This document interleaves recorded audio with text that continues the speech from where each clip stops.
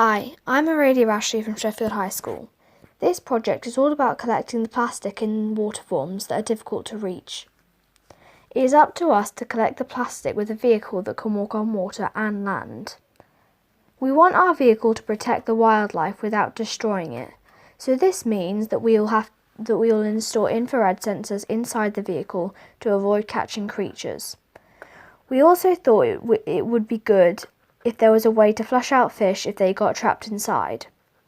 We also thought that if the vehicle could float or glide on the water, it would be able to collect the majority of the plastic on the surface. We would also use something similar to a hoover to collect the plastic, so that it doesn't just collect the large pieces, but also the small pieces. There's also a claw underneath the vehicle to collect the plastic in another way, just in case. We thought of a design really quickly, and I thought it worked out really well for our group because it gave us more time to prepare for other things. However, I think that we started to argue a lot on designs, and this meant that we were less efficient on finishing pieces of work. This could have been avoided if we listened to each other more. Hi, I'm Sophie Heathcote from Sheffield Girls High. I'm going to describe our vehicle. It's quite different to others in many ways. Our vehicle is radio controlled, as this is a reliable way of controlling it from the shore. To create the designs, we've taken ideas from nature and the anatomy of animals and adapted this for another purpose. The insect we have taken our inspiration from is a water skater, which is a form of spider. The vehicle will also be able to shift into a wheel shape, making travel on flat land faster and also be able to dive like a submarine.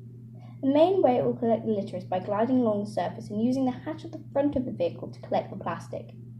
This would be more in the shape of the head of a hammerhead shark, as it covers more area. It is preferable for it to skim the surface, because, obviously, quite a lot of plastic floats. It is also less disturbing to the environment. However, there are some forms of plastic, such as plastic bags or netting under the water that endanger life. There will also be a claw. Plastic is sucked inside using a gentle vacuum. In doing this, it will also let out water, but because of microplastics, there will be carbon block forced filters. This means that as well as removing visible plastics, the vehicle will also be able to remove a small amount of the microplastics. Of course, considering the depth of the ocean, the percentage collected will not be much, but there's still no point in releasing it back into the water with microplastics still inside.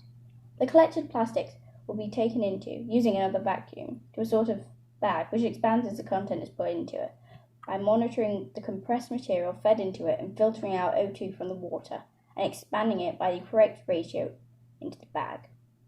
Inside, for the compression process, infrared sensors will sense life forms that have been trapped, and a firm netted scoop with a range of different sizes, depending on the size of the life form, will be taken out through another hatch on the underside and help to eject the life form gently. Normally, cameras would also line the interior for surveillance of the state of the vehicle. Panels on the side, though airtight and watertight when joined, will be removed to clean the interior. Coming back to the main design of the body, I can describe the way in which the exterior operates. The main body of the vehicle is streamlined and fit for diving, if there is need to submerge. This diving mechanism is powered by a controllable water jet engine, which propels it along normally. Although it takes up a fair amount of energy, it is also quite efficient compared to alternatives. Cameras and infrared cameras line the outside of it, so that if something threatening or problematic approaches, it can be dealt with.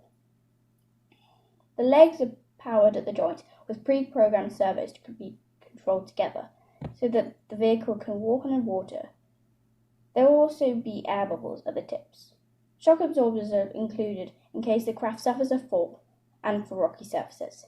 Included, there is also a parachute that can be reused again and again for jumping off cliffs or such things. I think we worked quite well as a team. We had some arguments, but in a way these were productive and opened up new options and gave us a fresh view on what we were doing. Even at the very beginning, we split off and did our own jobs. We took responsibility, for example, changing things that we found at the last minute ourselves. This does not mean to say that we did not communicate well with each other, though. We were quite good at that, even during lockdown. Hi, I'm Sunny Asks from Sheffield Girls High School. As companions, we had struggles which we fought to overcome. We had to learn to listen so that we could learn of others' opinions besides our own. We were all good friends before this challenge started, which was useful because we knew each other's strategies. It took us by surprise when we started to argue. Nothing seemed wrong, but our ego was out of hand. We had to learn to listen to each other's ideas for the good of the group. We each had fought our own fight to overcome the desiring urge to be the leader of the group. We still struggle, but we know that this will not stop us, and we will keep trying till we get what we want. In my opinion, I feel that we would have worked better if we A. had not argued as much and listened to each other, and B. distributed the amount of work over the whole of the project instead of doing more work in spaced out time periods. I think the most important thing we had learned over the course of the competition is that we should always listen to each other, as the other people in the group may have good ideas too, and ones which make more sense than yours do. The moment when everything went wrong was probably when we had no clue what to do, what to write, what to draw. We were just staring at a computer screen or a blank sheet of paper for half an hour, while other groups discussed their progress. It was upsetting, but I suppose that was what encouraged us to pick up the pace and keep going. If we could have changed anything about the competition, it could be the fact that that the competition was only for shores of the oceans and seas, where most of the plastic waste is in the ocean already. We sort of incorporated that idea into our machine, making it able to walk on land and glide and swim in the water to collect the plastic.